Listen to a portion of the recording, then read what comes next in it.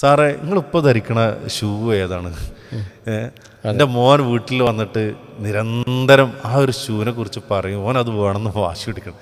പൊതുവെ ആൺകുട്ടികൾ അവരേറ്റവും കൂടുതൽ സെലക്ട് ചെയ്യാൻ എന്തായിരിക്കും? ലോകത്ത് ഏറ്റവും കുറവ് അവസരങ്ങളുള്ള മേഖല ഏതാണെന്ന് ചോദിച്ചു കഴിഞ്ഞാൽ, അപ്പോൾ അദ്ദേഹത്തിൻ്റെ മോന് നല്ലൊരു സ്കൂൾ കിട്ടി, പക്ഷെ അവിടെ സ്പോർട്സിന് വലിയൊരു പ്രാധാന്യം ഇല്ല എന്ന് പറഞ്ഞപ്പോൾ അദ്ദേഹം എന്ത് ചെയ്തു, അവിടെ മാറ്റി ചേർത്തി എന്നുള്ളതാണ്. ബസ്സിലെ ചെക്കർമാരുടെയും ക്ലീനർമാരുടെയും ജോലിയാണ് ചില കുട്ടികൾക്ക് എന്താണ് ഇറങ്ങാനുള്ളത് ഇറക്കുക, കയറ്റാനുള്ളത് കയറ്റുക. ആ ടൈം ടേബിൾ നോക്കി ഇന്ന പുസ്തകങ്ങൾ, അപ്പോൾ അത് മാത്രമേ വെക്കുന്നു, ബാക്കിയുള്ളത് കഴിയുന്നു. ആ ഒരു സിസ്റ്റമാണോ? അസ്സലാമു അലൈക്കും വറഹ്മത്തുള്ളാഹി വബറകാതുഹു. ബിസ്മില്ലാഹിർ റഹ്മാനിർ റഹീം. അൽഹംദുലില്ലാഹി റബ്ബിൽ ആലമീൻ. വസ്സലാത്തു വസ്സലാമു അലാ റസൂലിൽ അമീൻ വഅലാ ആലിഹി വസഹബിഹി അജ്മഈൻ. അമ്മാ ബഅദ്. പ്രിയപ്പെട്ട പീസ് റേഡിയോ ശ്രോതാക്കളെ, സ്നേഹക്കൂടിൻ്റെ ഒരു പുതിയ എപ്പിസോഡ് ആരംഭിക്കുന്നു. ഇന്നത്തെ സ്നേഹക്കൂടിൽ നമ്മോടൊപ്പം ചേരുന്നത് ടീച്ചറും ട്രെയിനറുമായ ഷമീം സലാഹിയാണ് നമ്മോടൊപ്പം ചേരുന്നത്. അദ്ദേഹത്തെ സ്വാഗതം ചെയ്യുന്നു. അസ്സലാമു അലൈക്കും വറഹ്മത്തുള്ളാഹി. നമ്മൾ സ്നേഹക്കൂടിൻ്റെ പുതിയൊരു എപ്പിസോഡിലാണ് ഇന്നുള്ളത്. കഴിഞ്ഞ രണ്ട് ചർച്ചകൾ നമ്മുടെ വിദ്യാർത്ഥികളുടെ പഠനവും അവരുടെ കരിയറും റിസൾട്ടുമായി ബന്ധപ്പെട്ടൊക്കെ നമ്മൾ ചർച്ച ചെയ്യേണ്ടായി. ഈ സമയത്ത് നമ്മൾ ചർച്ച ചെയ്യുന്നത് വലിയൊരു ആശങ്കയിലാണ് നമ്മുടെ രക്ഷിതാക്കൾ. കാരണം കുട്ടികളുടെ റിസൾട്ട് വന്നു, ഇനി ഏത് സ്ഥാപനത്ത് പഠിപ്പിക്കണം അത് കണ്ടെത്തുക എന്നുള്ളത് വലിയ ടാസ്ക്കായിട്ടാണ് പലരും ചോദിക്കാറ്. മാസങ്ങൾക്ക് മുമ്പേ പലരും ചോദിക്കാറുണ്ട്, 10ാം ക്ലാസ് കഴിഞ്ഞാൽ എവിടെ, +2 കഴിഞ്ഞാൽ എന്ത് ചെയ്യണം എന്നുള്ളത്. അപ്പോൾ നമുക്കൊരു ആമുഖമായി നമുക്കതിലേക്ക് പ്രവേശിക്കാം. ബിസ്മില്ലാ, അൽഹംദുലില്ലാ, വസ്സലാത്തു വസ്സലാമു അലാ റസൂലിൽ അമീൻ വഅലാ ആലിഹി വസഹബിഹി അജ്മഈൻ. അമ്മാ ബഅദ്. നമ്മളെല്ലാവരും രക്ഷിതാക്കൾ ഏറെ ശ്രദ്ധിക്കേണ്ട വളരെ പ്രധാനപ്പെട്ട ഒരു കാര്യത്തിലേക്കാണ് നിങ്ങളുടെ ചോദ്യം വന്നത്. പ്രത്യേകിച്ചും ഒരു അക്കാഡമിക് ഇയർ, ഒരു അധ്യയന വർഷം ആരംഭിക്കാനിരിക്കുകയാണ്. ഈ അധ്യയന വർഷം തുടങ്ങുമ്പോൾ അല്ലെങ്കിൽ തുടങ്ങുന്നതിന് തൊട്ട് മുമ്പ് രക്ഷിതാക്കളൊക്കെ ഏറെ എവിടെ ചേർക്കണം അല്ലേ? അത് ചെറിയ ക്ലാസ് മുതൽ വലിയ ക്ലാസ്സുകൾ, കോളേജ് വരെ ഒക്കെ രക്ഷിതാക്കൾക്ക് ഇതുപോലുള്ള സംശയങ്ങളുണ്ടാവും. അപ്പോൾ അതുകൊണ്ട് തന്നെ വളരെ പ്രധാനപ്പെട്ട കുറച്ച് കാര്യങ്ങൾ നമ്മളൊക്കെ നമ്മുടെ ലൈഫിൽ ശ്രദ്ധിക്കേണ്ട കുറച്ച് കാര്യങ്ങൾ നമുക്ക് പറയാൻ തോന്നുന്നു. അപ്പോൾ ഒന്നാമതായിട്ട് നമ്മുടെ മക്കൾ പഠിക്കാൻ വേണ്ടി തിരഞ്ഞെടുക്കുന്ന അല്ലെങ്കിൽ മക്കൾക്ക് നമ്മൾ തിരഞ്ഞു കൊടുക്കുന്ന സ്ഥാപനങ്ങളുടെ ഒരു അന്തരീക്ഷം എന്താണ് എന്നുള്ളത് നമ്മളൊന്ന് മനസ്സിലാക്കുക എന്നുള്ളതാണ്. അതെ, അവിടെയുള്ള ഓരോ കാര്യത്തിനെ കുറിച്ചുള്ള ഒരു ഡീറ്റെയിൽ. ഇന്നിപ്പോൾ കുട്ടികൾ കണ്ടെത്തുന്ന പല സ്ഥാപനങ്ങളും അല്ലെങ്കിൽ പല കോഴ്സുകളും അവർ ഓൺലൈനിലൂടെ കണ്ടത്, ഗൂഗിൾ ചോദിച്ചപ്പോൾ കിട്ടിയത്, ജെമിനി പറഞ്ഞു കൊടുത്തത്, അല്ലെങ്കിൽ ChatGPT നിന്ന് കിട്ടിയത്, ഇങ്ങനെയൊക്കെയാണ്. ചില മറ്റു സ്റ്റേറ്റുകളിലൊക്കെ പഠിക്കാൻ പോകുന്ന കുട്ടികളെക്കുറിച്ച് ചിലരെങ്കിലും, ഇപ്പോൾ നമ്മളൊക്കെ ഫോമർ സ്റ്റുഡൻസിൻ്റെയൊക്കെ ചില ദാരുണമായ അവസ്ഥകൾ നമ്മൾ കാണുന്നുണ്ട്. അതെ. നല്ലൊരു ക്യാപിറ്റേഷൻ, നല്ലൊരു സംഖ്യ കൊടുത്ത് പോയി സ്ഥാപനത്തിനെ കുറിച്ച് അത്ര വലിയ ഡീറ്റെയിൽ ഒന്നും കിട്ടിയതൊന്നുമില്ല. ഏതെങ്കിലും ഏജൻസി അല്ലെങ്കിൽ ഏജൻറ്റുമാർ മുഖേനയാണ് ഇവരൊക്കെ ബാംഗ്ലൂരിലോ മൈസൂരിലോ അല്ലെങ്കിൽ ഡൽഹിയിലോ അല്ലെങ്കിൽ ഇപ്പോൾ എന്താ പറയുക പഞ്ചാബിൽ, അങ്ങനെയൊക്കെ പല സ്ഥലങ്ങളിൽ പോയിട്ട് അവസാനം എവിടെ എത്താതെ തൊട്ടില്ല എന്ന് പറഞ്ഞ് പോരുന്ന അവസ്ഥകൾ നമ്മൾ കാണുന്നുണ്ട്. ഷട്ടർ യൂണിവേഴ്സിറ്റികളിൽ നിന്ന് നമ്മൾ പലപ്പോഴും കളിയാക്കിയിട്ട് ചില പറയേണ്ടത് എന്ന് പറഞ്ഞാൽ വലിയ പേരും പരസ്യവും കാര്യങ്ങളൊക്കെ ഉണ്ടാവും. പക്ഷെ എവിടെയാണ് യൂണിവേഴ്സിറ്റി എന്ന് ചോദിച്ചു കഴിഞ്ഞാൽ 1-2 കടൻ്റെ റൂമിൻ്റെ ഷട്ടർ താഴ്ത്തിയാൽ എങ്ങനെ ഉണ്ടാവും, അതാണ് യൂണിവേഴ്സിറ്റി. പരസ്യം കണ്ട് വലിയ പൈസ കൊടുത്തിട്ട് ഇങ്ങനെയൊക്കെ പോകാറുണ്ട്. അപ്പോൾ അതുകൊണ്ട് ആദ്യം പറയാനുള്ളത് കലാലയ അന്തരീക്ഷം നമ്മൾ മനസ്സിലാക്കിയിട്ടേ നമ്മുടെ കുട്ടികളെ അവിടെ ചേർക്കാവുന്നതാണ്. മക്കളോട് എനിക്ക് പറയാനുള്ള കാര്യം, നമ്മൾ ഏത് കോഴ്സിന് എവിടെ പോയി പഠിക്കുകയാണെങ്കിലും ഫസ്റ്റ് അപ്പോൾ നമ്മൾ ആദ്യം എൻക്വയറി ചെയ്യേണ്ടത്, അന്വേഷിക്കേണ്ടത് നമ്മൾ പഠിക്കാൻ ഉദ്ദേശിക്കുന്ന കോഴ്സിനെ കുറിച്ചുള്ളൊരു ധാരണ നമുക്ക് വേണം. ആ കോഴ്സിൻ്റെ വരും വരായികളെക്കുറിച്ച്, ആ കോഴ്സ് പഠിച്ചിറങ്ങിയ ആളുകളെക്കുറിച്ച്, അതുപോലെ തന്നെ അതിനുള്ള സാധ്യതകളെക്കുറിച്ചൊക്കെ നമ്മൾ അന്വേഷിക്കുക. അതോടൊപ്പം തന്നെ നമ്മൾ പഠിക്കാൻ ഉദ്ദേശിക്കുന്ന സ്ഥാപനം, ആ സ്ഥാപനത്തിൻ്റെ അവിടെയുള്ള ഓരോ കാര്യത്തിനെ കുറിച്ചുള്ള ഒരു ചെറിയ ബോധമെങ്കിലും, ഫുള്ളൊന്നും ഒരുപക്ഷെ നമുക്ക് കിട്ടണമെന്നില്ല, എല്ലാം കിട്ടിയിട്ട് ജോയിൻ ചെയ്യുകയാണ് ഏറ്റവും നല്ലത്. ഇല്ലെങ്കിൽ ഒരു മിനിമം ധാരണയെങ്കിലും ഉണ്ടാക്കിയിട്ടേ നമ്മൾ എന്ത് ചെയ്യാൻ പാടുള്ളൂ, ഒരു കലാലയത്തിൽ പോയി ജോയിൻ ചെയ്യാൻ പാടുള്ളൂ എന്നാണ് പറയാനുള്ളത്. അതെ, അതിൻ്റെ ഏറ്റവും ബേസാണ് അല്ലേ? കാരണം അതിപ്പോൾ LKGയിൽ ചേർക്കുമ്പോൾ പോലും നമ്മൾ അന്വേഷിക്കാറുണ്ട്. ഇപ്പോൾ നമ്മുടെ നാട്ടിൽ ഇഷ്ടം പോലെ LKGക്ക് പറഞ്ഞേക്കാൻ പറ്റാവുന്ന പ്രീ പ്രൈമറി സ്കൂളുകൾ അനവധി ഉണ്ടെങ്കിൽ പോലും അവിടെ പോലും നമ്മൾ തിരഞ്ഞെടുക്കാറുണ്ട്. അത് നമ്മളൊരു ബേസ് തന്നെയാണ്. എന്നാൽ ഈ തിരഞ്ഞെടുപ്പിൽ നമ്മൾ മനസ്സിലാക്കണം, ഈ തിരഞ്ഞെടുപ്പിൽ നമ്മൾ എന്തൊക്കെയാണ് അതിൽ ഉൾക്കൊള്ളിക്കേണ്ടത്. ഇപ്പോൾ നമുക്ക് കുറേ കാര്യങ്ങളുണ്ടാവാം അല്ലേ? അടിസ്ഥാനപരമായി പലതും. ഇപ്പം ഉദാഹരണം പറഞ്ഞപ്പോൾ ചില ആളുകൾ സ്പോർട്സ്, ചില ആളുകൾ ധാർമ്മികമായ അല്ലേ, അങ്ങനെ നമുക്ക് എണ്ണിയായിട്ട് വേണമെങ്കിൽ ഇന്ന കാര്യങ്ങൾ ശ്രദ്ധിക്കണം. കാരണം കുട്ടികളുടെ ഭാവി അതിലാണല്ലോ. ആ ഒരു കാര്യമാണ് നമ്മൾ പറയാൻ വരുന്നത്. ചോദിച്ചോ നമ്മുടെ ഓർമ്മിപ്പിക്കാൻ നന്നായി. ആദ്യം നമ്മൾ ശ്രദ്ധിക്കേണ്ട ഒരു കാര്യം, നമ്മുടെ മക്കൾക്ക് പഠിക്കാൻ പറ്റിയ കേന്ദ്രമാണോ, സ്കൂളാണോ അല്ലെങ്കിൽ കോളേജാണോ നമ്മൾ തിരഞ്ഞെടുക്കുന്നത് നമ്മൾ ആലോചിക്കുക. ഇത് പറയാൻ കാരണം എന്താണോ, പണ്ടത്തെ കാലത്തെ പോലെ അല്ല ഇപ്പോൾ നമുക്ക് ഒരുപാട് ചോയ്സുകളുണ്ട്. ഈവൺ ഒരു ചെറിയ LKGയിൽ ചേർക്കാനാണെങ്കിൽ പോലും നമ്മുടെ മക്കൾക്ക് എത്തിച്ചേരാൻ പറ്റുന്ന ഒരുപാട് ലൊക്കേഷനുകൾ, ഒരുപാട് സ്ഥാപനങ്ങൾ നമ്മുടെ പരിസരങ്ങളിൽ തന്നെ ഉണ്ട്. അതെ ഒരു LP സ്കൂളാണെങ്കിൽ പോലും അവിടെ പണ്ട് കാലത്ത് ഒരൊറ്റ ഒന്നുള്ളായിരുന്നു, അത് അവിടെ തന്നെ പോയി പഠിച്ചെങ്കിൽ അല്ല വേറെ സൗകര്യമൊന്നുമില്ലായിരുന്നു. ഇന്നിപ്പോൾ അങ്ങനെയല്ല.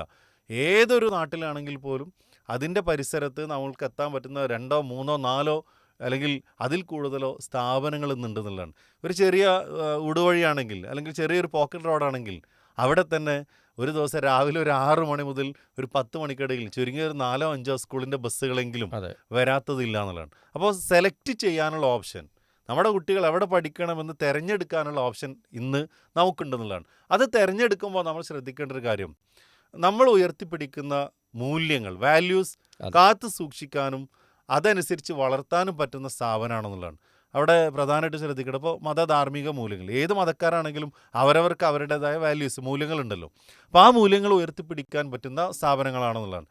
ഈവൺ ഇപ്പോൾ നമ്മുടെ ഒരു ഭാഗത്ത് നിന്ന് പറയുമ്പോൾ ഒരു ഇസ്ലാമിക മര്യാദകൾ പാലിച്ചുകൊണ്ട് പോകാൻ പറ്റുന്ന സ്കൂളാണോ കോളേജാണോ നമ്മൾ ഒരു വലിയ സ്കൂളിൽ കൊണ്ടുപോയി നല്ല എമൗണ്ട് കൊടുത്തിട്ട് നമ്മൾ ചേർത്തു, പക്ഷെ അവിടെ നിസ്കരിക്കാൻ പോലും സൗകര്യമില്ല. അതെ ഇപ്പോൾ പെൺകുട്ടികളാണെങ്കിൽ ഒരു മഫ്ത് ഇട്ടിട്ട് പോകാൻ പോലുള്ള സ്വാതന്ത്ര്യമില്ല. അതെ ഒരിക്കലും നമ്മൾ അങ്ങനത്തെ ഒരു സ്ഥാപനം എന്ത് ചെയ്യാൻ പാടില്ല, നമ്മുടെ സെലക്ട് ചെയ്യാൻ മക്കൾക്ക് പാടില്ല. വേണ്ടി തിരഞ്ഞെടുക്കാൻ പാടില്ല എന്നുള്ള. അപ്പോൾ ഓരോ നിസ്കാരം മതക്കാരും അല്ലേ, ഓരോ നിസ്കാരം മതക്കാരും ജുമുഅ അവർക്ക് അവരുടേതായ കാര്യങ്ങളുണ്ട്. അപ്പം അതുകൊണ്ട് ധാർമ്മിക മൂല്യങ്ങളെ കാത്തു സൂക്ഷിക്കുന്ന സ്ഥാപനങ്ങളാവണം ഒന്ന്. അതുപോലെ തന്നെ അവിടുത്തെ ഡ്രസ് കോഡുകൾ, അതെ അല്ല യൂണിഫോം ഞാൻ വിശ്വസിക്കുന്ന മതത്തിനനുസരിച്ച് അവിടെ പറ്റില്ല എന്നുണ്ടെങ്കിൽ അതിനോട് നോ അതെ പറയാൻ നമുക്ക് കഴിയണം. അതെ അതെ പിന്നെ അവിടെ അല്ലേ ഇപ്പം ഞാൻ അഡ്ജസ്റ്റ് ചെയ്യുക, അങ്ങനെ നമ്മൾ ഒരിക്കലും എന്ത് ചെയ്യാൻ പാടില്ല, ശ്രദ്ധിക്കാൻ പാടില്ല. കുട്ടികളല്ലേ, ഒരു ചെറുതല്ലേ, ഉം. അതൊക്കെ സ്വാഭാവികമായിട്ട് വലുതാകുമ്പോൾ കിട്ടിക്കോളും. ഇപ്പോൾ അവരങ്ങനെ പോകട്ടെ, അങ്ങനെയല്ല. നിസ്കാരമൊക്കെ അല്ലേ, അതിപ്പോൾ വീട്ടിൽ വന്ന് രാവിലെ 10 മണി മുതൽ തുടങ്ങിയിട്ട് വൈകുന്നേരം 4 മണി വരെയുള്ള ഒരു സ്ഥാപനമാണെങ്കിൽ ലുഹർ എന്തായാലും അവിടെ എന്ത് ചെയ്യണം, അതെ നിസ്കരിക്കണം. അപ്പോൾ നിസ്കരിക്കണം അവിടെ നിന്ന് സ്ഥാപനത്തിൽ ഒരു പക്ഷേ സൗകര്യം ഇല്ലെങ്കിൽ അത് തൊട്ടടുത്ത് പോയി വരാൻ പറ്റുകയും നിസ്കരിക്കാനൊക്കെ പറ്റുന്നത്.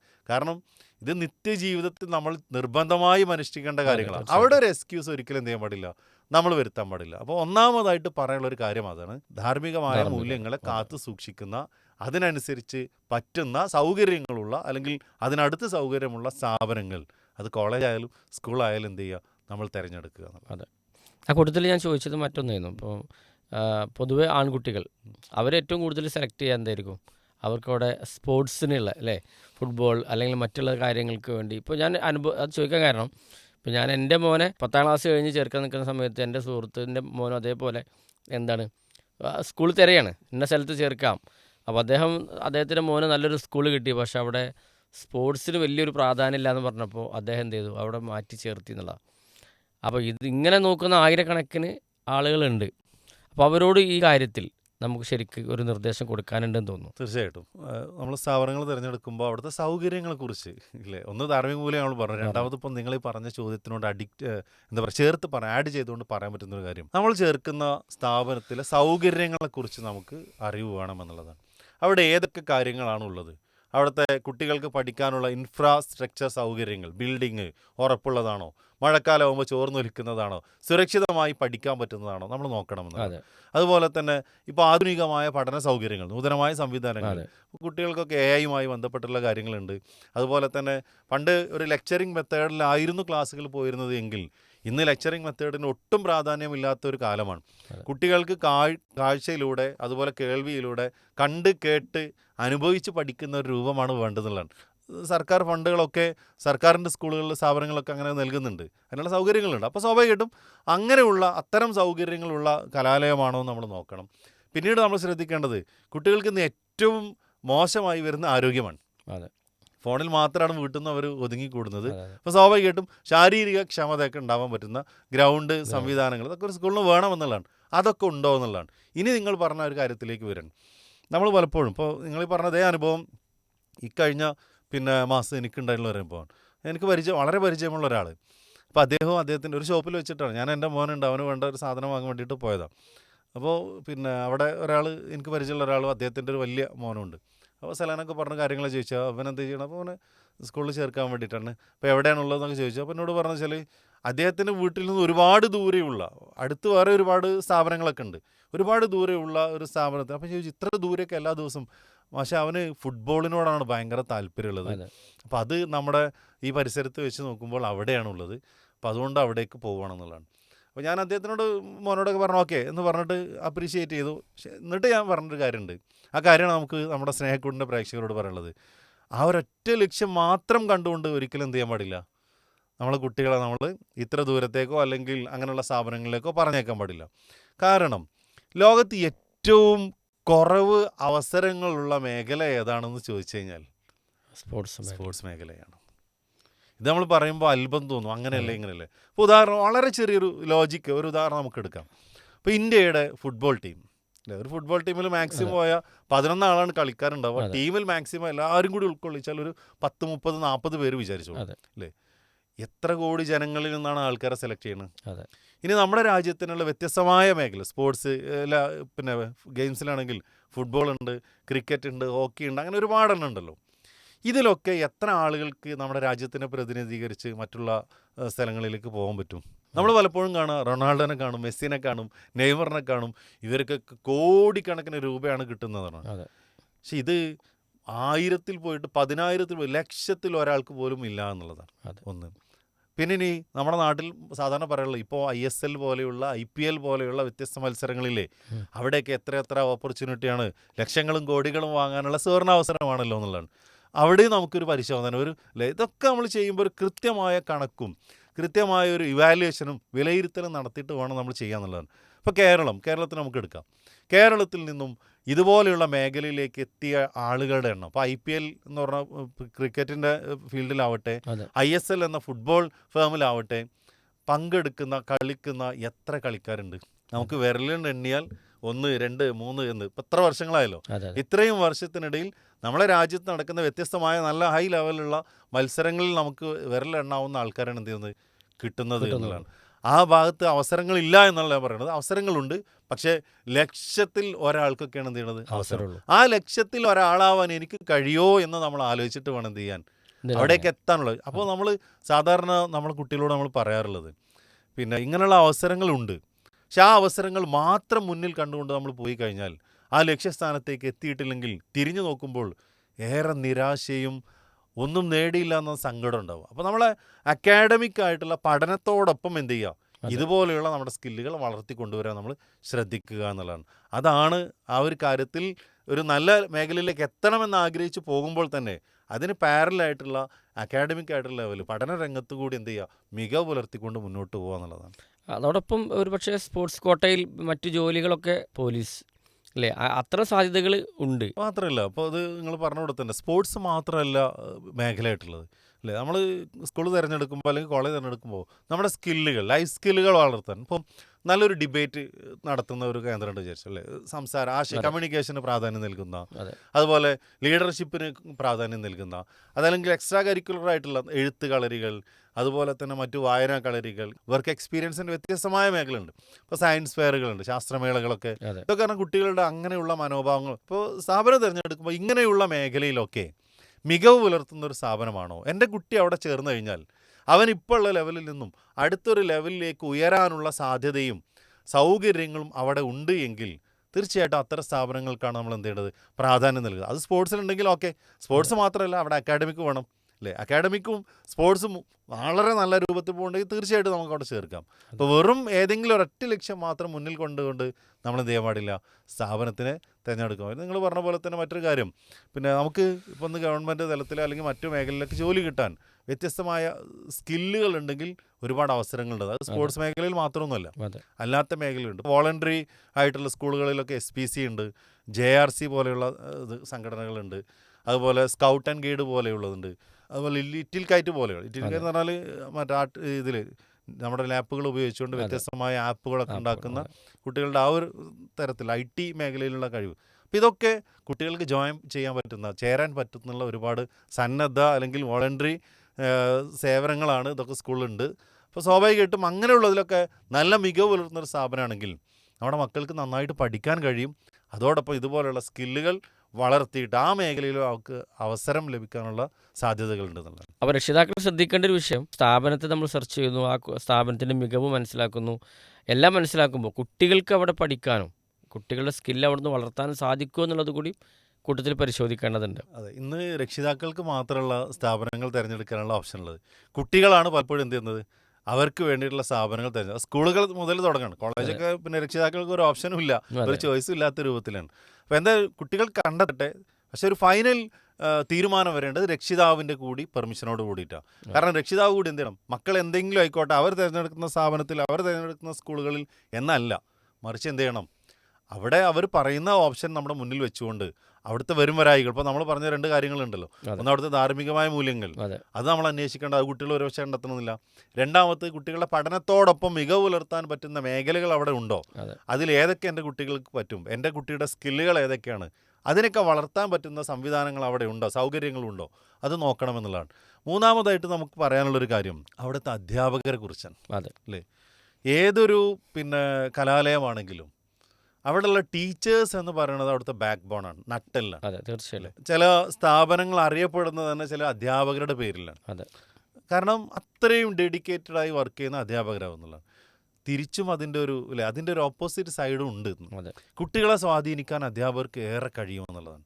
രക്ഷിതാക്കൾ പറയുന്ന പല കാര്യങ്ങളും കുട്ടികൾ ചെയ്യാൻ മടിക്കുന്നുണ്ടെങ്കിൽ ഒരു ടീച്ചർ, ഒരു അധ്യാപകൻ അത് പറയുകയാണെങ്കിൽ എന്ത് ചെയ്യും, അവർ വളരെ പെട്ടെന്ന് ആക്സെപ്റ്റ് ചെയ്യുമെന്നുള്ളത്, സ്വീകരിക്കുകയും അത് ചെയ്യുകയും ചെയ്യും. അപ്പം അതുകൊണ്ട് തന്നെ അധ്യാപകർക്ക് വലിയ റോളുണ്ട് കുട്ടികളുടെ ലൈഫിൽ. അപ്പോൾ നമ്മൾ നമ്മുടെ കുട്ടികൾക്ക് വേണ്ടി തിരഞ്ഞെടുക്കുന്ന കലാലയത്തിലെ സ്കൂളുകളായാലും കോളേജുകളായാലും അവിടെയുള്ള അധ്യാപകർ ആരൊക്കെയാണ്, അവർ നല്ല ക്വാളിറ്റി ഉള്ള അധ്യാപകരാണോ? ക്വാളിറ്റി മീൻസ് ഒരു സർട്ടിഫിക്കറ്റ് ക്വാളിറ്റി മാത്രമല്ല, നേരത്തെ പറഞ്ഞ പോലെ തന്നെ സ്വഭാവ മേഖലയിൽ. അപ്പോൾ എനിക്ക് ഇത് ചില കാര്യങ്ങൾ പറയുമ്പോൾ നമ്മൾ അതിൻ്റെ കൂടെ ചില എക്സാമ്പിളുകളുടെ മനസ്സിലേക്ക് ഇങ്ങനെ പങ്കുവെക്കണം നമ്മൾ. അതെ, ഒരു കലാലയത്തിൽ ചേർത്ത സമയത്ത് പെൺകുട്ടികൾ മാത്രമുള്ളൊരു സ്ഥാപനമാണ്. അവിടെ ഒരു കുട്ടികൾക്ക് ഏറ്റവും ഹൃദ്യമായ ഒരു അധ്യാപകൻ, അദ്ദേഹം ഒരു നിരീശ്വര ചിന്തയുള്ളൊരു അധ്യാപകനാണ്. പക്ഷെ അവിടെ പഠിച്ച പല കുട്ടികളും നിരീശ്വരവാദികളായിട്ട് മാറുന്ന കാഴ്ചയാണ് പിന്നീട് കണ്ടതെന്നുള്ളതാണ്. ഈവൻ നല്ല ധാർമ്മികമായ മൂല്യങ്ങളോട് പോയ ആളുകൾ പോലും അവസാനം കേരളക്കരയിൽ തന്നെ വ്യത്യസ്തമായ ഇതുപോലുള്ള ചിന്തകൾക്ക് ഊർജ്ജം പകരുന്ന ആളുകളായിട്ട് മാറിയിട്ടുണ്ടെന്നുള്ളതാണ്. അപ്പോൾ അവിടെ ഒരൊറ്റ അധ്യാപകനെ കൊണ്ടാണ് പലപ്പോഴും ഒരുപാട് കുട്ടികൾ പോലും എന്ത് ചെയ്യണത്, ഇതുപോലുള്ളതിലേക്ക് എത്തുന്നത്. അപ്പോൾ അതുകൊണ്ട് അധ്യാപകർക്ക് വലിയ റോളുണ്ട് നമ്മുടെ മക്കളുടെ ജീവിതത്തിൽ, അവരുടെ ഓരോ കാര്യങ്ങളിലും. അപ്പോൾ അധ്യാപകർ ആരാന്നുള്ളത് കണ്ടറിഞ്ഞ് അവിടെയുള്ള അധ്യാപകരൊക്കെ ജസ്റ്റ് ഒന്ന് പരിചയപ്പെട്ട് നല്ല ക്വാളിറ്റി ഉള്ളവരാണോ, അത് നമുക്ക് ഒരു പക്ഷേ ഒരു ദിവസം കൊണ്ട് കിട്ടണമെന്നില്ല. അവിടെയുള്ള മറ്റുള്ള ആളുകളോട് ചോദിച്ചാൽ അറിയാം, അല്ലെങ്കിൽ അവിടെ നിന്ന് പഠിച്ചിറങ്ങിയ ആൾക്കാരോട് ചോദിച്ചാൽ അറിയാം, ഇങ്ങനെയുള്ളതാണ്. അപ്പോൾ അധ്യാപകർ ക്വാളിറ്റി ഉണ്ടോ, അവർ നമ്മുടെ മക്കൾക്ക് നല്ല അറിവ് പകരുന്നതോടൊപ്പം അവരെ ഉയരങ്ങളിലേക്ക് എത്തിക്കാൻ, അവർക്ക് ജീവിതത്തിൽ വിജയം കൈവരിക്കാനുള്ള സഹായികളായിട്ട് ഒപ്പം നിൽക്കുന്നവരായിട്ട് മാറുമോ എന്നൊരു ചിന്തയും അങ്ങനെ ഉണ്ടെങ്കിൽ മാത്രം അവിടെ ചേർക്കുന്ന ഒരു സാഹചര്യം നമുക്ക് വേണമെന്നുള്ളത്. അതെ, അത് രക്ഷിതാക്കൾ പ്രത്യേകം ശ്രദ്ധിക്കേണ്ട ഒരു വിഷയം തന്നെയാണ് ആ കാര്യം. കാരണം എന്ന് വെച്ചാൽ നമ്മളിൽ നിന്നും കുട്ടി പോയി, കുട്ടി പിന്നെ വരുന്നത് അവരിൽ നിന്നാണ്, അല്ലേ, അവരെ പിൻപറ്റിയിട്ടാണ് വരിക. അപ്പം അത് വലിയൊരു തിരിച്ചറിയുമ്പോൾ, ഞാൻ മുമ്പ് വർക്ക് ചെയ്തൊരു സ്ഥാപനം ഒരു CBSE സ്കൂളായിരുന്നു. അപ്പോൾ എനിക്കവിടെ ക്ലാസ് എടുക്കാൻ വേണ്ടിയിട്ട് അന്ന് അലോട്ട് ചെയ്തത് 2ാം ക്ലാസ് ഉണ്ട്, 5ാം ക്ലാസ് ഉണ്ട്, 7ാം ക്ലാസ് ഉണ്ട്. അപ്പോൾ 2ാം ക്ലാസ് എനിക്ക് താഴെ ക്ലാസ്സിൽ ഏറ്റവും പഠിപ്പിച്ച, ഇപ്പോഴും ഒരുപാട് വർഷങ്ങൾ കഴിഞ്ഞിട്ടുണ്ടെങ്കിൽ എൻ്റെ മനസ്സിൽ പതിയുന്ന ഒരു എക്സാമ്പിൾ പറയുന്ന ആ ഒരു ക്ലാസ് റൂമോ ഇപ്പോഴും അവിടെയുള്ള ആ ക്ലാസ് ഇങ്ങനെ എൻ്റെ മനസ്സിൽ വരുന്നുണ്ട്. എന്നുള്ള കുട്ടി അതിലൊരു ദിവസം ഞാൻ പോയി ഒരു മാസം 2 മാസമൊക്കെ ആവുന്ന സമയത്ത് ഒരു ദിവസം ഇതേപോലെ വൈകുന്നേരം ഒരു കോൾ വരികയാണ്. ഷെമി സാറല്ലേ എന്ന് ചോദിച്ചിട്ടു. അപ്പോൾ ഞാൻ പറഞ്ഞു, എന്നിട്ട് ആ ക്ലാസ്സിലെ കുട്ടീൻ്റെ ഒപ്പം, സാറേ നിങ്ങളിപ്പോൾ ധരിക്കണ ഷൂ ഏതാണ്? എൻ്റെ മോൻ വീട്ടിൽ വന്നിട്ട് നിരന്തരം ആ ഒരു ഷൂവിനെ കുറിച്ച് പറയും, ഓൻ അത് വേണമെന്ന് വാശി പിടിക്കണം. ഇയാളൊരു ബിസിനസ്മാനാണ്. അപ്പോൾ ഞാനാണെങ്കിൽ ആ ഒരു ഷൂ എന്ന് പറഞ്ഞാൽ നമ്മളൊരിക്കലും അങ്ങനത്തെ ഷൂ ഒന്നും ക്ലാസ്സിൽ പോകുമ്പോൾ ധരിക്കാൻ പാടില്ല എന്ന് ആ ഒരു ഫോണിൽ കോളിലൂടെ എനിക്ക് മനസ്സിലായത് കേട്ടോ. പക്ഷേ കുറച്ച് മുന്നൊക്കെ നന്നായിട്ടുണ്ടായിരുന്നു. ഒരു ആഗ്ര വിസിറ്റ് നടത്തിയ സമയത്ത്, ആഗ്രയിൽ അന്ന് പോയ സമയത്ത് അവിടെ നിന്ന് കിട്ടിയ ഒരു പ്രത്യേക തരം, എൻ്റെ കൂട്ടുകാരൊക്കെ അന്ന് എന്നെ കളിയാക്കുന്നത് ചുണ്ടൻ വെള്ളമാണ് എന്ന് പറഞ്ഞിട്ടുള്ള ഇതായിരുന്നു. പിന്നീട് ഞാൻ ആ ഷൂ എന്ത് ചെയ്തിട്ടില്ല, സ്കൂളിലേക്ക് ഒരിക്കലും ഇട്ടിട്ടില്ല എന്നുള്ളത്. എന്ന് പറഞ്ഞാൽ അത്രയും കുട്ടികൾ എന്ത് ചെയ്യും, ആഗ്രഹിക്കും, ചെറിയ കുട്ടികൾ വരെ. അപ്പോൾ നമ്മളെ ഡ്രസ് കോഡുകൾ, അധ്യാപകരുടെ ഡ്രസ് കോഡുകൾ, അധ്യാപകരുടെ സ്വഭാവങ്ങൾ. ഒരു കുട്ടി സിഗരറ്റ് വലിക്കുന്നത് അധ്യാപകൻ വലിക്കുന്ന കാണുന്നത്. അപ്പോൾ വീട്ടിൽ ഇതേപോലെ പേപ്പറൊക്കെ ചുരുട്ടി ഇങ്ങനെ വലിക്കുന്ന രക്ഷിതാവിൻ്റെ ശ്രദ്ധയിൽപ്പെട്ടപ്പോൾ രക്ഷിതാവ് കുട്ടിയോട് ചോദിക്കുക, അതെന്താടാ നീ ഞങ്ങൾ ഇന്ന സാറ് ഉം. സ്ഥിരമായിട്ട് വലിക്കണ്ടല്ലോ, അതെ. മൂപ്പർക്ക് എന്താ പ്രശ്നമൊന്നുമില്ലല്ലോ. വരി മുറുക്ക് ആ അല്ലേ? അതൊക്കെ ഒരു ന്യൂജൻ അധ്യാപകരിൽ കാര്യങ്ങളൊന്നുമില്ല. ഇല്ലല്ലോ. എങ്കിൽ പോലും ഇല്ല, നമ്മളെ കുട്ടികളെ എവിടേക്കാണോ, ഏത് സ്കൂളിലേക്കാണോ ഏത് കോളേജിലേക്കാണോ നമ്മൾ പറഞ്ഞേക്കുന്നത്, അവിടെയുള്ള അധ്യാപകർ ഒരു കോമൺ വാല്യൂ ഉണ്ടല്ലോ അല്ലേ? അത് വേഷവിധാനത്തിലാണെങ്കിലും സ്വഭാവ പെരുമാറ്റ രൂപത്തിലാണെങ്കിലും ഇതുപോലെയുള്ള നിത്യം നമ്മൾ ചെയ്യുന്ന മര്യാദകളിലാണെങ്കിലും ഇതൊരു പൊതുബോധമുണ്ട്. അതെ. ആ പൊതുബോധങ്ങളൊക്കെ കവച്ചു വെക്കുക, അതിനൊന്നും ഒരു വിലയും കൊടുക്കാത്ത, അതൊന്നും ഒരു മൈൻഡ് ചെയ്യാത്ത അധ്യാപകരാണ് ഉള്ളത് എങ്കിൽ സ്വാഭാവികമായിട്ടും അവിടെ നമ്മുടെ മക്കൾ പഠിച്ചു കഴിഞ്ഞാൽ ഇതുപോലുള്ള എന്തെങ്കിലുമൊക്കെ ദുശ്ശീലങ്ങൾ നമ്മുടെ മക്കളിലേക്ക് കൈവരാൻ ഇടയാവും എന്നുള്ളതാണ്. അപ്പോൾ അതുകൊണ്ട് വളരെ ശ്രദ്ധ ആ ഒരു കാര്യത്തിൽ, നല്ലൊരു ഇവാലുവേഷൻ, നല്ലൊരു വിലയിരുത്തൽ, നല്ലൊരു അന്വേഷണം ആ സ്കൂളിനെ കുറിച്ചാണെങ്കിലും കോളേജിനെ കുറിച്ചാണെങ്കിലും അവിടുത്തെ അധ്യാപകരെ കുറിച്ചാണെങ്കിലും വേണമെന്നാണ്. അതെ. ഇപ്പോൾ നമ്മൾ സ്ഥാപനത്തിൽ നമ്മൾ ചേർത്തി, ആ സ്ഥാപനത്തിൽ നിന്നും നമുക്ക് വേറൊരു കാര്യം കൂടി ആലോചിക്കാം. അതിന് മുമ്പ് പഠിച്ചിറങ്ങിയ ആളുകളുണ്ട് അല്ലേ? അവരുടെ റിസൾട്ട് എന്താണ്, അവർ ഏതൊക്കെ മേഖല എത്തിപ്പെട്ടിട്ടുണ്ട് എന്നുള്ളത് കൂടി ആലോചിക്കുന്നത് നന്നാവും. ഒരു സ്ഥാപനത്തിനെ വിലയിരുത്താൻ ഏറ്റവും നല്ലത് എന്താണ്? അവിടെ പഠിച്ചു വന്ന, അവിടെ നിന്ന് പഠിച്ചു പോയ, പഠിച്ചിറങ്ങിയ കുട്ടികളെ ഇവാലുവേറ്റ് ചെയ്യുക എന്നുള്ളത് അതെ. അല്ലേ? ഇപ്പോൾ കോളേജുകളൊക്കെ ലോകാടിസ്ഥാനത്തിൽ റാങ്ക് ഇടാറുണ്ട്, നമ്മുടെ രാജ്യത്തിൽ റാങ്ക് ഇടാറുണ്ട്. അതെ. ഈ റാങ്കൊക്കെ വരുന്നത് എങ്ങനെയാണെന്ന് വെച്ച് കഴിഞ്ഞാൽ വെറുതെ ഒരു റാങ്ക് ഇടലല്ല. ആ റാങ്കിങ്ങിൻ്റെ ഏറ്റവും വലിയ മാനദണ്ഡം എന്ന് പറഞ്ഞാൽ അവിടെ പഠിച്ചിറങ്ങിയ വിദ്യാർത്ഥികൾ എത്തിച്ചേരുന്ന മേഖലകളാണ് അതെ. അല്ലേ? അവിടെ പഠിച്ചാൽ പ്ലേസ്മെൻറ്റ് പെട്ടെന്ന് തന്നെ കിട്ടും, വേറെ ഒന്നും നോക്കേണ്ടതില്ല എന്ന് ചില സ്ഥാപനങ്ങളെ കുറിച്ച് പറയാറുണ്ട്. അതെ. എന്താ കാരണം? കാരണം അവിടെയുള്ള അധ്യാപകർ ആ ക്വാളിറ്റി ഉണ്ടാവും, മറിച്ച് അവിടെ വരുന്ന കുട്ടികളും അതേപോലെ ക്വാളിറ്റി ഉണ്ടാവും. ആ സ്ഥാപനത്തിൽ പഠിച്ചിറങ്ങിയാൽ ഇവരിത്രയും ക്വാളിറ്റി ഉള്ളതുകൊണ്ട് തന്നെ അവനെ റാഞ്ചി കൊണ്ടുപോകാൻ, അവനെ കൊത്തിപ്പറിച്ചെടുക്കാൻ, അവനെ ഉപയോഗപ്പെടുത്താൻ എന്ത് ചെയ്യും? സ്ഥാപനങ്ങൾ മത്സരിക്കുമെന്നുള്ളതാണ്. അപ്പം അതുകൊണ്ട് അത് സ്കൂളുകളാണെങ്കിലും ഏതാണെങ്കിലും എന്ത് ചെയ്യണം? ഏതൊരു സ്ഥാപനത്തിലേക്കും നമ്മുടെ കുട്ടികളെ നമ്മൾ കൊണ്ടുപോയി ചേർത്തുമ്പോഴും അതിനാദ്യം വിലയിരുത്താനുള്ള മാനദണ്ഡം എന്ന് പറയുന്നത് അവിടെ പഠിച്ചിറങ്ങിയ ആളുകൾ എത്തിച്ചേർന്ന മേഖലകളാണെന്നുള്ളതാണ് അല്ലേ? അവിടെ നിന്ന് മുമ്പ് പഠിച്ചിറങ്ങിയ, ഒരു 10 വർഷം മുമ്പ് അവിടെ നിന്ന് പഠിച്ചിറങ്ങിയ കുട്ടികൾ അവരൊക്കെ ഏതൊക്കെ മേഖലയിലേക്ക് എത്തി? ഒരു ജോലിയും ഇല്ലാതെ, ഒരു പ്രത്യേക മിഷനും ഇല്ലാതെ, ഒരു വിഷനും ഇല്ലാതെ ആകെ അങ്ങോട്ടും ഇങ്ങോട്ടും അന്തം വിട്ട് നടക്കുന്ന ഒരു സാഹചര്യത്തിലാണ് ഭൂരിഭാഗം കുട്ടികളെങ്കിൽ സ്വാഭാവികമായിട്ട് നമ്മൾ എന്ത് ചെയ്യണം? ആ സ്ഥാപനത്തിൽ നമ്മൾ മക്കളെ ചേർക്കാൻ പാടില്ല എന്ന്. മറിച്ച് അവിടെ പഠിച്ചിറങ്ങിയ ഭൂരിഭാഗം ആൾക്ക് 100% എന്തായാലും ആർക്കും ഉണ്ടാവില്ല. ഭൂരിഭാഗം കുട്ടികളും തുടർ പഠനങ്ങളിൽ നല്ല മേഖലയിലേക്ക് എത്തുന്നു, ഒരു നല്ല പ്രൊഫഷനിലേക്ക് അവരെത്തുന്നു, നല്ല തൊഴിലുകളിലേക്ക് അവരെത്തുന്നു, നല്ല ജനങ്ങൾക്ക് സ്വാധീനമുള്ള ആളുകളായിട്ട് അവർ മാറുന്നു എങ്കിൽ അതൊരു വലിയ റിസൾട്ടാണ്, ഔട്ട്പുട്ടാണ്.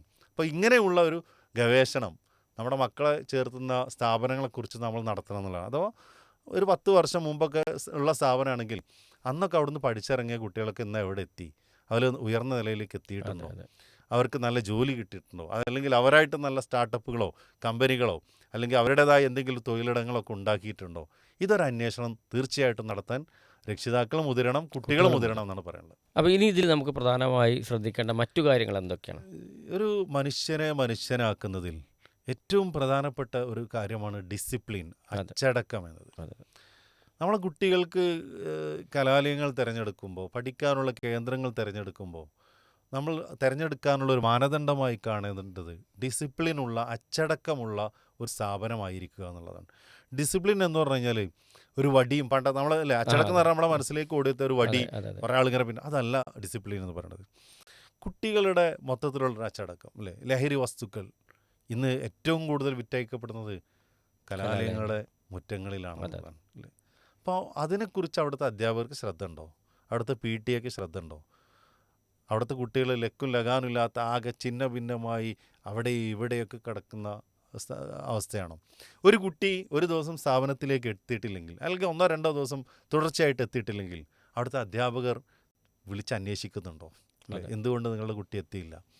അതുപോലെ പിന്നെ ഓരോ ദിവസവും എത്തിയ വിദ്യാർത്ഥികൾ ഹാജർ ഇല്ല. ഇപ്പോൾ വാട്സപ്പ് ഗ്രൂപ്പുകൾ സംവിധാനങ്ങളൊക്കെ ഉണ്ട്. അല്ലാത്ത ചില സ്കൂളുകളൊക്കെ അതിൻ്റെ ഒരു ലേറ്റസ്റ്റ് ടെക്നോളജി നമ്മുടെ ഇന്ത്യയിൽ പൊതുവെ കുറവാണെങ്കിലും മറ്റു പല വിദേശ രാജ്യങ്ങളും നമ്മൾ കാണുന്നത് കുട്ടി സ്കൂളിൽ ബസ്സിൽ കയറി കഴിഞ്ഞത് മുതലുള്ള ഓരോ അപ്ഡേഷനും രക്ഷിതാവിൻ്റെ മൊബൈലിലേക്ക് വരും, നോട്ടിഫിക്കേഷനായിട്ട് വരും എന്നുള്ളതാണ്. ബസ്സിൽ കയറി, ബസ്സിലിറങ്ങി സ്കൂളിൽ എത്തിക്കുമ്പോൾ റീച്ച്ഡ് ഇൻ ദി സ്കൂൾ, ക്ലാസ്സിലെത്തി കഴിയുമ്പോൾ ക്ലാസ്സിലൊക്കെ പഞ്ചിങ് സിസ്റ്റം വെച്ചിട്ട് അപ്പോൾ ഓട്ടോമാറ്റിക്കലി കുട്ടികൾക്ക് രക്ഷിതാക്കൾക്ക് എന്ത് ചെയ്യും? ഇങ്ങനെയുള്ള നോട്ടിഫിക്കേഷൻസ് വരുന്നുണ്ടെന്നുള്ളതാണ്. അപ്പം അങ്ങനത്തെ ഒരു സംവിധാനം ഇന്ത്യയിലേക്ക് എത്തിയിട്ടില്ല, വരും എന്ന് നമുക്ക് പ്രതീക്ഷിക്കാം. പക്ഷെ എന്തായാലും കുട്ടിയെ എത്തിയിട്ടില്ലെങ്കിൽ അത് ഒരു ഉത്തരവാദിത്വമൊന്നുമല്ലോ. ദിവസങ്ങളായി വന്നിട്ടില്ലെങ്കിൽ പോലും ആരും ഒന്നും അന്വേഷിക്കണില്ല, വരുന്നുണ്ടെങ്കിൽ വന്നിട്ടില്ലെങ്കിൽ അങ്ങനെയുള്ള ഒരു ഇതല്ല. അപ്പം അതിനെക്കുറിച്ച് ടീച്ചേഴ്സിൻ്റെ ശ്രദ്ധയുണ്ടാവും. അതുപോലെ തന്നെ ഓരോ ദിവസവും പഠിക്കേണ്ട കാര്യങ്ങൾ കൃത്യമായിട്ട് പഠിക്കുന്നുണ്ടോ? ഇത് രാവിലെ ബാഗ് ഇട്ട് പോകുന്നു, പിന്നെ വൈകുന്നേരം തിരിച്ചു വരുന്നു, പിറ്റേ ദിവസം രാവിലെ അതേ ബാഗ് കുത്തി, അല്ലേ? നമ്മൾ അതെ സാധാരണ അതെ പറയാനുള്ള എന്താ അറിയോ, പണ്ടത്തെ ബസ്സിലെ ചെക്കർമാരുടെയും ക്ലീനർമാരുടെയും ജോലിയാണ് ചില കുട്ടികൾക്ക് എന്താണ്, ഇറങ്ങാനുള്ളത് ഇറക്കുക, കയറ്റാനുള്ളത് കയറ്റുക. കയറ്റുക. ആ ടൈം ടേബിൾ നോക്കി ഇന്ന ഉം. ഇന്ന പുസ്തകങ്ങൾ, അപ്പോൾ അത് മാത്രമേ വെക്കുന്നു, ബാക്കിയുള്ളത് കഴിയുന്നു. ആ ഒരു സിസ്റ്റമാണോ? അതല്ല വീട്ടിൽ വന്നിട്ട് കൃത്യമായിട്ട് വായിക്കുന്നുണ്ടോ, പഠിക്കുന്നുണ്ടോ, അതിനു വേണ്ട സംവിധാനങ്ങളെക്കുറിച്ച് ചെയ്യുന്നുണ്ടോ? ഇതൊക്കെ അച്ചടക്കമില്ലാത്തൊരു സമൂഹം ഒരിക്കലും വിജയിക്കില്ല എന്നുള്ളത്. അതെ അച്ചടക്കമില്ലാത്തൊരു വിദ്യാർത്ഥി ഒരിക്കലും വിജയിക്കില്ല എന്നുള്ളത്. അപ്പോൾ സ്വന്തത്തിൻ്റെ കാര്യത്തിൽ അതുപോലെ തന്നെ സ്കൂൾ എന്ന് പറഞ്ഞു കഴിഞ്ഞാൽ എന്താണ്, പേഴ്സണൽ അല്ല, അല്ലേ, ഒരു അതെ ഗ്രൂപ്പാണ്. അപ്പോൾ ആ ഒരു കുട്ടികൾക്ക് ഗ്രൂപ്പായിട്ട് നിൽക്കുമ്പോൾ, കൂട്ടമായിട്ട് നിൽക്കുമ്പോൾ ആ ഒരു ഗ്യാങ്ങിൻ്റെ അച്ചടക്കം അവിടെ പാലിക്കുന്നുണ്ടോ? എന്നും അങ്ങോട്ടും ഇങ്ങോട്ടും. ഇപ്പോൾ കേരളത്തിലൊക്കെ കഴിഞ്ഞ വർഷം ഏറ്റവും കൂടുതൽ ചർച്ചയായിട്ടുള്ളൊരു പേരാണ് ഷാബാസ് എന്ന് പറയുന്നത്, അതെ. അല്ലേ? ആ പേര് പറയുമ്പോൾ എല്ലാ കുട്ടികളും രക്ഷിതാക്കളും എല്ലാവർക്കും ഓർമ്മ. എന്തേ കാരണം? ഒരു ടീമിൻ്റെ ചെറിയൊരു അസ്വാരസ്യം പരസ്പരം അങ്ങോട്ടും ഇങ്ങോട്ടും അതെ ഇൻസ്റ്റഗ്രാമിലൊക്കെ പോർവിളികളായി അവസാനം ദാരുണമായി മരണപ്പെടുന്നൊരു സാഹചര്യമാണ്. അപ്പോൾ ഇങ്ങനത്തെ എന്തെങ്കിലുമൊക്കെ കുട്ടികളെ സംബന്ധിച്ച്, ജെൻസി സ്റ്റുഡൻസിനെ സംബന്ധിച്ച് പറയുമ്പോൾ അവർക്ക് ചെറിയ എന്തെങ്കിലും വിഷയം ഉണ്ടായാൽ അത് വലിയതായിട്ട് പർവ്വതീകരിക്കുന്നതാണ്. പക്ഷെ അതൊക്കെ നിയന്ത്രിക്കാൻ പറ്റുന്ന PTA കമ്മിറ്റികൾ, രക്ഷിതാക്കൾ, അതുപോലെ തന്നെ അധ്യാപകർ, ഇതൊക്കെ ഡിസിപ്ലിൻ്റെ ഭാഗമാണ്. അപ്പോൾ നമ്മുടെ കുട്ടികളെ നമ്മുടെ പഠിക്കാൻ വേണ്ടി ചേർക്കുന്ന കലാലയത്തിൽ ഒരു അച്ചടക്കമുള്ള കലാലയമാണോ? അവിടെ ടീച്ചേഴ്സിന് അച്ചടക്കമുണ്ടോ? കുട്ടികൾക്ക് അച്ചടക്കമുണ്ടോ? അവിടുത്തെ സാഹചര്യങ്ങളൊക്കെ നല്ലൊരു ധാർമ്മികമായിട്ടും സാമൂഹികമായിട്ടും ഒക്കെ മുന്നോട്ട് പോകുന്നൊരു കലാലയമാണോ എന്ന് പരിശോധിക്കണം എന്നുള്ളത്. അതിൽ കൂട്ടിച്ചേർക്കാനുള്ളത് ഇപ്പോൾ ഈ അച്ചടക്കത്തിൻ്റെ വിഷയം പറഞ്ഞപ്പോൾ രക്ഷിതാക്കൾ അല്ല അധ്യാപകർ കുട്ടി വന്നിട്ടുണ്ടോ എന്ന് അന്വേഷിക്കുക എന്ന് പറഞ്ഞ പോലെ തന്നെ രക്ഷിതാക്കൾ തിരിച്ചു എന്ത് ചെയ്യണം, ഈ സ്കൂളുമായി അല്ലെങ്കിൽ സ്ഥാപനവുമായി നല്ല ബന്ധമുണ്ടാകണം, അല്ലേ? മക്കളെക്കുറിച്ചുള്ള ഇപ്പോൾ ഞാനത് ഓർമ്മ വരാൻ കാരണം ഒരിക്കൽ ഞാനൊരു സ്കൂളിൽ മോൻ്റെ ചെറിയ സ്കൂളിൽ ചെന്നപ്പോൾ അവിടുത്തെ ഒരു അധ്യാപകൻ പറയണേ, ഞാൻ 13 വർഷമായി ഞാനിവിടെ അധ്യാപകനായിട്ട് ആദ്യമായിട്ടാണ് ഒരു രക്ഷിതാവ് മോൻ്റെ കാര്യം എങ്ങനെയുണ്ട് പഠനം എന്ന് അന്വേഷിച്ചു വരുന്നത് എന്ന് ചോദിച്ചത്. പ്രത്യേകിച്ച് നമ്മൾ ശ്രദ്ധിക്കേണ്ട വളരെ അല്ലേ, ഈ നമ്മൾ ഈ പാരൻറ്റിങ് ക്ലാസ്സിലൊക്കെ പറയാറുള്ളൊരു പ്രധാനപ്പെട്ട ഒരു പോയിൻ്റാണിത്. Keep a good rapport among the teacher and parent എന്ന് പറയല്. അധ്യാപകർക്കും രക്ഷിതാക്കൾക്കിടയിൽ നല്ലൊരു ബന്ധം കാത്തു സൂക്ഷിക്കണം എന്നുള്ളതാണ്. അതെ ആ ബന്ധം ഇന്ന് പല ആൾക്കാരും നന്നായിട്ട് സൂക്ഷിക്കുന്നുണ്ട്. കുട്ടികളെക്കുറിച്ചുള്ള ഒരു കാര്യങ്ങളൊക്കെ ഉണ്ട്. ഈ ഒരു കാര്യത്തിൽ നമ്മൾ ശ്രദ്ധിക്കണം. കാരണം അധ്യാപകർ നല്ല കാര്യം പറയുമ്പോൾ അത് കേൾക്കാനും അത് അംഗീകരിക്കാനും അത് സ്വീകരിക്കാനൊക്കെ ഉള്ളൊരു മനോഭാവമുള്ള ടീച്ചേഴ്സാണോ, അല്ലേ, അതിന് പറ്റിയ സ്ഥാപനമാണോ നമ്മൾ എന്ത് ചെയ്യണം, നോക്കണം എന്നുള്ളതാണ്. എന്തെങ്കിലും ഒരു അഭിപ്രായ വ്യത്യാസം ഉണ്ടാകുമ്പോൾ അത് പറയുമ്പോൾ നേരെ അടച്ചാക്ഷേപിച്ച് അതൊരു ഇഷ്യൂ ആയി കണ്ടെത്തിയിട്ട് മൊത്തം എന്താ പറയുക താറുമാറാക്കുന്ന ഒരു സിസ്റ്റമുള്ള സ്ഥാപനമാണ്. അതൊക്കെ നമ്മൾ തിരഞ്ഞെടുക്കുന്ന കലാലയത്തിനെ കുറിച്ച് നമ്മൾ അന്വേഷിക്കേണ്ട കാര്യമാണെന്നുള്ളതാണ്. അതെ നമുക്ക് നമ്മുടെ ഒരു സ്വാതന്ത്ര്യത്തോട് കൂടിയിട്ട് അവിടെ ചെന്ന് പറഞ്ഞാൽ, അല്ലെ, ഒരു നന്മ ഉദ്ദേശിച്ചൊരു കാര്യം അതെ പറഞ്ഞാൽ അത് സ്വീകരിക്കാൻ പറ്റുക, അത് ആ കലാലയത്തിൻ്റെ ഒരു ക്വാളിറ്റിയാണ്, അതെ അതിൻ്റെ അതോറിറ്റി ആ രൂപത്തിലുള്ളതാണ്. അതാണ് നമ്മൾ പറഞ്ഞത്, സ്കൂൾ മാത്രം നോക്കിയാൽ പോരാ, അവിടുത്തെ സൗകര്യങ്ങൾ മാത്രം നോക്കിയാൽ പോരാ, അവിടെയുള്ള ഫെസിലിറ്റികൾ മാത്രം നോക്കിയാൽ പോരാ, മറിച്ച് എന്ത് ചെയ്യണം, അവിടുത്തെ അധ്യാപകർ, PTA കമ്മിറ്റികൾ, അതെ അവിടെയുള്ള കുട്ടികൾ, ഇവരെയൊക്കെ നോക്കിയിട്ടാണ് എന്ത് ചെയ്യേണ്ടത്, നമ്മൾ നമ്മുടെ മക്കളെ അവിടേക്ക് ചേർക്കേണ്ടത് എന്നുള്ളതാണ്. അതെ. നമുക്കിനി പ്രധാനമായിട്ടും അതിലെന്താണ് കൂട്ടിച്ചേർക്കാനുള്ളത്? പ്രധാനമായിട്ടും ഇനി അതിൽ കൂട്ടിച്ചേർക്കേണ്ട ഒരു കാര്യം, ഇപ്പോൾ ഒന്ന് നമ്മൾ റോഡിൽ കൂടെ യാത്ര ചെയ്യുമ്പോൾ നിങ്ങൾ ശ്രദ്ധിച്ചിട്ടുണ്ടോ എന്ന് എനിക്കറിയില്ല. അപ്പോൾ ഞാനിങ്ങനെ ഇന്നലെയും കഴിഞ്ഞ ദിവസങ്ങളിലൊക്കെ യാത്ര ചെയ്യുമ്പോൾ റോഡ് സൈഡുകളിൽ ഏറ്റവും കൂടുതൽ കാണുന്നൊരു ബോർഡ് എന്താ അറിയോ, വിദ്യാഭ്യാസ സ്ഥാപനങ്ങളുടെ ബോർഡുകൾ. വ്യത്യസ്തമായ കോഴ്സുകളുടെ അതെ ബോർഡുകളാണ്. ഇന്ന സ്ഥാപനത്തിൽ പഠിക്കൂ, ഇത്ര മാസം കൊണ്ട് ജോലി നേടും, അതെ അല്ലേ, ഷിപ്പിൻ്റെ മേഖലയുള്ള അതെ ജോലികൾ പറയുന്നുണ്ട്. അതുപോലെ ഓപ്റ്റോമെട്രി, ഈ കണ്ണടയുമായി അതെ ബന്ധപ്പെട്ട്, കണ്ണട അല്ലേ, അതെ ഈ കണ്ണിൻ്റെ ചികിത്സയുമായി അതെ ബന്ധപ്പെട്ട ഒരുപാട് കോഴ്സുകൾ നിങ്ങൾ കാണുന്നുണ്ടോ അതെ എന്ന് അതെ ഞാൻ എൻ്റെ ഓർമ്മയിൽ അത് വന്നു. ഉം. തുടക്കത്തിൽ നമ്മൾ ഏതോ ഒരു ഉത്തരം പറഞ്ഞ അല്ല മറുപടി പറഞ്ഞ സമയത്ത് എൻ്റെ ചോദ്യം അതായിട്ട് വരാൻ വേണ്ടി ഞാൻ ശ്രമിച്ചിരുന്നു. അതിൻ്റെ ഇടയിൽ വിട്ടുപോയതാണ്, അതെ സാരമില്ല. എന്തായാലും ഇപ്പോൾ അത് ഓർമ്മ വന്നല്ലോ. ഉം. അപ്പോൾ ഇങ്ങനെയുള്ള വ്യത്യസ്തമായ പരസ്യങ്ങൾ നമ്മൾ കാണും. പരസ്യങ്ങൾ കണ്ടുകൊണ്ട് നമ്മൾ സ്ഥാപനങ്ങൾ തിരഞ്ഞെടുക്കും. അത് ചെയ്യാൻ പാടില്ല എന്ന് എത്രയും സമയം നമ്മൾ പറഞ്ഞു വന്നത്. അതെ അതെ വ്യക്തമായ ധാരണയും കാര്യങ്ങളൊക്കെ വേണം. അപ്പോൾ ഇങ്ങനെയുള്ള പരസ്യങ്ങളൊക്കെ കണ്ട്, അല്ലെങ്കിൽ AI ജനറേറ്റഡ് കോഴ്സുകൾ ഇന്ന ഇത്ര 2 മാസം പഠിക്കൂ, ലൈഫ് ലോങ് സമ്പാദിക്കൂ, ജോലി കിട്ടിയിട്ടില്ലെങ്കിൽ ആ പണം തിരിച്ചു പണം തരാം. തിരിച്ചു തരാം, ഇങ്ങനെയുള്ള ഒരുപാട് കോഴ്സുകളെക്കുറിച്ച് സ്ഥാപനങ്ങളെക്കുറിച്ചൊക്കെ നമ്മൾ കേൾക്കും. അവസാനം ഇതൊക്കെ കഴിഞ്ഞ് നമ്മൾ ഒരു സ്ഥാപനത്തിൽ കൊണ്ടുപോയി ചേർത്താൽ, എൻ്റെ കുട്ടിയെ ഇന്ന സ്ഥാപനത്തിൽ ഞാൻ ചേർത്ത് കഴിഞ്ഞാൽ എന്തായിരിക്കും അതിൻ്റെ വരും വരായികൾ എന്നൊരു ചിന്ത നമ്മളിപ്പോൾ തന്നെ ഒരു ഇൻസൈറ്റോട് കൂടിയിട്ട് പറയാം, അതെ ഒരു കാഴ്ചപ്പാടോട് കൂടിയിട്ട് നമ്മൾ എന്ത് ചെയ്യണം, മക്കളെ ചേർക്കണം എന്നാണ്. ഇവൻ എവിടെ പഠിച്ചു കഴിഞ്ഞാൽ അല്ല ഇന്ന സ്ഥാപനത്തിൽ അവനെ ചേർത്ത് കഴിഞ്ഞാൽ എന്തായിരിക്കും അവൻ്റെ ഫ്യൂച്ചർ. അതെ. ഇത് പറയാൻ കാരണം എന്താ വെച്ച് കഴിഞ്ഞാൽ നമ്മൾ ഇവിടുന്ന് പല ആൾക്കാരും വിദേശത്തേക്ക് പഠിക്കാൻ വേണ്ടിയിട്ട് പോകുന്നു അല്ലേ. പഠിക്കാൻ പോയി നല്ല പൈസ കൊടുത്തിട്ടൊക്കെയാണ് അധികം പോവുക.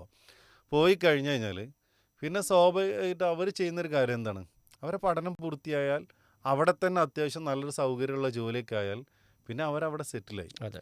പിന്നെ രക്ഷിതാക്കൾക്ക് പരാതിയാണ്, എന്ത് ഞാൻ അവനത്ര പൈസയൊക്കെ കൊടുത്തിട്ട് പഠിപ്പിച്ചു എന്നിട്ട് ഇവിടെ അവൻ വരുന്നില്ല, അവൻ അവിടെ തന്നെയാണ്. അതെ. ഇങ്ങനെ പറയുന്ന ഒരുപാട് രക്ഷിതാക്കൾ, ഇതൊക്കെ നമ്മൾ പറയണത് നമ്മുടെ എക്സ്പീരിയൻസ് കൊണ്ടാണ്. അതെ. ഇങ്ങനെ ഇതൊക്കെ പറയുന്ന സമയത്ത് ഒരുപാട് ഇപ്പോൾ കാനഡയിലേക്കൊക്കെ ആദ്യ കാലത്ത് തന്നെ ഒരു ട്രെൻഡ് വരുന്ന ഒരു സമയത്ത് പോയ ഒരാൾ ഇപ്പം ഏകദേശം എനിക്ക് തോന്നുന്നത് 33-34 വയസ്സ് അവനായിട്ടുണ്ട്, വിവാഹം കഴിച്ചിട്ടില്ല. അതെ. ഇപ്പോൾ കഴിഞ്ഞ ദിവസം അവൻ്റെ വീട്ടിൽ പോയ സമയത്ത് അവൻ്റെ ഉപ്പക്കും ഉമ്മക്കും ഒരേ സ്വരത്തിൽ പറയാനുള്ളത് ഓൻ അവിടെ ഉള്ള ചെറിയൊരു ജോലിയാണ്. അതെ. ഇനിയിപ്പോൾ അവന് ഒന്നായിട്ട് തന്നെ സമ്പാദിച്ച് വിചാരിച്ചാൽ എന്താ ഇപ്പോൾ അവിടെ ഉള്ളത്, ഒരു കല്യാണം കഴിച്ചിട്ടില്ല, നാട്ടിൽ നിൽക്കാൻ പറഞ്ഞാൽ ആകെ എന്തെങ്കിലും ഒരു ദിവസം വന്ന് ഒരാഴ്ച 2 ആഴ്ച എന്നിട്ട് പോവാണ്. അതെ. ഇത് എന്താ ഇപ്പോൾ ആർക്കാ ഉപകാരം, ഇങ്ങനെയാണ് പലപ്പോഴും രക്ഷിതാക്കൾ പറയുന്നത്. അപ്പോൾ നമ്മൾ ആലോചിക്കേണ്ട ഒരു കാര്യം, ഇതുപോലെ പഠിക്കാൻ വേണ്ടി വിദേശത്തേക്കാവട്ടെ അല്ലെങ്കിൽ ഇപ്പോൾ ഇവിടെ നമ്മുടെ നാട്ടിലുള്ള സ്ഥാപനങ്ങളിലേക്കാവട്ടെ അവർ പഠിച്ചു കഴിഞ്ഞാൽ എവിടെയായിരിക്കും അവൻ്റെ ജോലി കിട്ടാൻ സാധ്യത. അതെ. അവൻ്റെ ഒരു കരിയർ എവിടെയാണ് അവൻ ബിൽഡ് ചെയ്യുക, നമ്മുടെ നാട്ടിലുണ്ടാവും. അപ്പോൾ രക്ഷിതാക്കൾ എപ്പോഴും അവനെ കൂടെ ആഗ്രഹിക്കുന്ന ആൾക്കാരാണെങ്കിൽ അവന് വിദേശത്ത് മാത്രം തൊഴിൽ സാധ്യതയുള്ള ഒരു കോഴ്സിന് പഠിച്ചു കഴിഞ്ഞാൽ സ്വാഭാവികമായിട്ട് എന്ത് ചെയ്യും, വിദേശത്തേക്ക് പോവുള്ളൂ. അപ്പം അതുകൊണ്ട് ഒരു ഉൾക്കാഴ്ചയോട് കൂടിയിട്ട് ഒരു ഇൻസൈറ്റോട് കൂടിയിട്ട് എൻ്റെ കുട്ടി ഈ സ്കൂളിൽ പഠിച്ചാൽ ഈ കോളേജിൽ പഠിച്ചു കഴിഞ്ഞാൽ അവൻ്റെ ഭാവി എന്താവും, അവൻ്റെ പഠന നിലവാരം എന്താവും, ചേർത്തതിനേക്കാൾ മോശമാവും, അവിടെ പഠിച്ചു കഴിഞ്ഞാൽ ഇത്ര ഗുണങ്ങൾ കിട്ടുമോ, ഇപ്പോൾ ഉള്ള ഒരു നിലവാരത്തിൽ നിന്ന് അടുത്തൊരു നിലവാരത്തിലേക്ക് അവൻ ഉയർത്താൻ സാധിക്കുമോ, അവൻ്റെ ഒരു കരിയർ, അവൻ്റെ ഒരു പ്രൊഫഷൻ, അവൻ്റെ ഒരു ജോലി അല്ലെങ്കിൽ അവൻ്റെ ഒരു മേഖല അവന് ശോഭിക്കാൻ കഴിയുമോ എന്നൊരു ചിന്തിക്കുകയും അത് പറ്റുകയാണെങ്കിൽ മാത്രം കൊണ്ടുപോയി ചേർക്കുകയും അല്ലെങ്കിൽ അതിനേക്കാൾ നല്ല സ്ഥാപനങ്ങൾ അന്വേഷിക്കുകയും ചെയ്യണമെന്നാണ് ആ ഒരു മേഖലയിൽ നമുക്ക് പറയാം. ഇൻഷാ അല്ലാഹ് നമ്മളിപ്പോൾ എത്ര നമ്മൾ ശ്രദ്ധിച്ചാലും ചിലതൊക്കെ നമുക്ക് ചിലപ്പോൾ എന്ത് ചെയ്യുന്നവരോ തെറ്റുകൾ പറ്റാമെന്നാണ്. അപ്പം അവിടെ തെറ്റുകൾ പറ്റിയിട്ട് വീണ്ടും തെറ്റിലൂടെ മുന്നോട്ട് പോവുക എന്നതല്ല പരിഹാരം. ഇത് ഞാൻ പറയുന്നത് വളരെ ബോധപൂർവമാണ്. BSc ഫിസിക്സിന് കൊണ്ടുപോയി ചേർത്തുന്ന സമയത്തോട് നമ്മളോട് ഒരു അഭിപ്രായം ചോദിച്ചപ്പോൾ നമ്മൾ പറഞ്ഞു അവനതൊരിക്കലും അത്ര താങ്ങൂല അല്ല, ഒരു നന്നായിട്ട് പരിശ്രമിക്കേണ്ട ഒരു വിഷയമാണ് ഫിസിക്സ്, കെമിസ്ട്രി പോലെയുള്ള വിഷയങ്ങളൊക്കെ. അവൻ്റെ ഒരു കപ്പാസിറ്റി വെച്ചുകൊണ്ട് ഒരിക്കലും അവന് അതിൽ കൂടെ മുന്നോട്ട് പോയാൽ പ്രയാസപ്പെടും എന്ന് പറയും. അവസാനം തുടങ്ങി ഒരു 2 മാസം കഴിഞ്ഞപ്പോഴേക്കും ആ പ്രയാസം നമ്മളോട് തന്നെ പറയണം സാരല്ല. അപ്പോൾ ഞാൻ പറഞ്ഞു ഒന്നുകിൽ ഏറ്റവും നല്ലത് ആ കോഴ്സ് ഡിസ്കണ്ടിന്യൂ ചെയ്ത് വേറെ ഏതെങ്കിലും നല്ല മേഖലയിലേക്ക് മാറാം, അല്ലെങ്കിൽ ഇതിൽ കണ്ടിന്യൂ ചെയ്യുമെന്ന് ഉറപ്പുണ്ടെങ്കിൽ ഒരു കോൺഫിഡൻസ് ഉണ്ടെങ്കിൽ അവൻ അങ്ങനെ തന്നെ പോകട്ടെ. ഒരു ഫൈനൽ ഡിസിഷൻ എടുക്കാൻ പറ്റാതെ അങ്ങനെ തട്ടിമുട്ടി അങ്ങനെ പോയി ആ ഒരു വർഷം കഴിഞ്ഞു. 2ാമത്തെ വർഷം വീണ്ടും ഫീസ് അടക്കേണ്ട സമയം വന്നു, ഫീസൊക്കെ അടച്ചു. പക്ഷെ 2ാമത്തെ വർഷം തുടങ്ങി ഒരൽപ്പം കഴിഞ്ഞപ്പോഴേക്കും അത് ഒഴിവാക്കിയിട്ട് പോരുന്നു. പക്ഷെ ഞാൻ പറഞ്ഞു പൈസ പോയാലും അവൻ്റെ ഒരു ഫ്യൂച്ചർ അവൻ സെറ്റാക്കിയതാണ്. കാരണം അവിടെ നിന്ന് അത് ഒഴിവാക്കിയിട്ട് തിരിച്ചു വന്നല്ലോ. ഇനിയും പഠിച്ച് ഒരു 3 വർഷമൊക്കെ ഡിഗ്രി കഴിഞ്ഞിട്ട് അവസാനം എന്താ കിട്ടിയെന്ന് വെച്ചാൽ ഒന്നുമില്ല എന്ന് പറഞ്ഞു വരുന്നതിനേക്കാൾ അത്രയും സമയം നമുക്ക് ലാഭിക്കാം, പൈസയല്ലേ പോയിട്ടുള്ളൂ എന്നുള്ളത്. അപ്പോൾ ഇതാണ് ഒരു കരിയറിൻ്റെ ഒരു കാര്യത്തിൽ നമ്മൾ മുന്നോട്ട് പോകുമ്പോൾ നമുക്ക് പ്രയാസമാണ്, തടസ്സമാണെന്ന് മനസ്സിലാക്കിയാൽ അതിനെ ഒരിക്കലും തരണം ചെയ്യാൻ, ഓവർകം ചെയ്യാൻ, അത് സോൾവ് ചെയ്യാൻ നമുക്ക് സാധിക്കില്ല എങ്കിൽ തീർച്ചയായിട്ടും അതവിടെ സ്റ്റോപ്പ് ചെയ്യും. തിരിച്ചു വന്നാൽ നമുക്ക് ഏറ്റവും നല്ല വേറെ ഏതാണോ ഓപ്പർച്യൂണിറ്റി ഉള്ളത് നോക്കണം. ലോകം വൈവിധ്യമാണ്, അതെ, ഒരു മേഖലയല്ല അതെ ഇവിടെ ഉള്ളത്, വ്യത്യസ്തമായ മേഖലകളാണ്. അപ്പോൾ വ്യത്യസ്തമായ മേഖലയിൽ നമുക്ക് ഏറ്റവും ശോഭിക്കാൻ സാധിക്കുന്ന, വിജയിക്കുമെന്ന് നമുക്ക് പ്രതീക്ഷയുള്ള മേഖലകൾ കണ്ടെത്തിയിട്ട് അതിലൂടെ മുന്നോട്ട് പോവുകയാണെങ്കിൽ ഇൻഷാ അല്ലാഹ് വിജയിക്കാൻ സാധിക്കും. അള്ളാഹു എല്ലാവരെയും വിജയിക്കുന്ന രൂപത്തിലേക്ക് എത്തിക്കട്ടെ. നമുക്കൊക്കെ നമ്മുടെ മക്കൾക്കൊക്കെ നല്ല കരിയറിലേക്ക് എത്താൻ സാധിക്കട്ടെ എന്ന് കൂടി ഈ ഒരു സമയത്ത് പറയാം. തീർച്ചയായിട്ടും പ്രിയ ശ്രോതാക്കളെ, ഏറ്റവും നല്ല ഒരു മെസ്സേജാണ് നമ്മൾ ഇന്ന് സ്നേഹക്കൂടിലൂടെ പങ്കുവച്ചിട്ടുള്ളത്. നമ്മുടെ കുട്ടികൾക്കും നമ്മുടെ സമൂഹത്തിനുമെല്ലാം ഉപകാരപ്പെടുന്ന ഒരു നല്ല കാഴ്ചപ്പാടാണ് ഇവിടെ അവതരിപ്പിച്ചിട്ടുള്ളത്. അള്ളാഹു അനുഗ്രഹിക്കുമാറാവട്ടെ. വഹ്ദാവാന അൽഹംദുലില്ലാഹി റബ്ബിൽ ആലമീൻ. അസ്സലാമു അലൈക്കും വറഹ്മത്തുള്ളാഹി വബറകാതുഹു.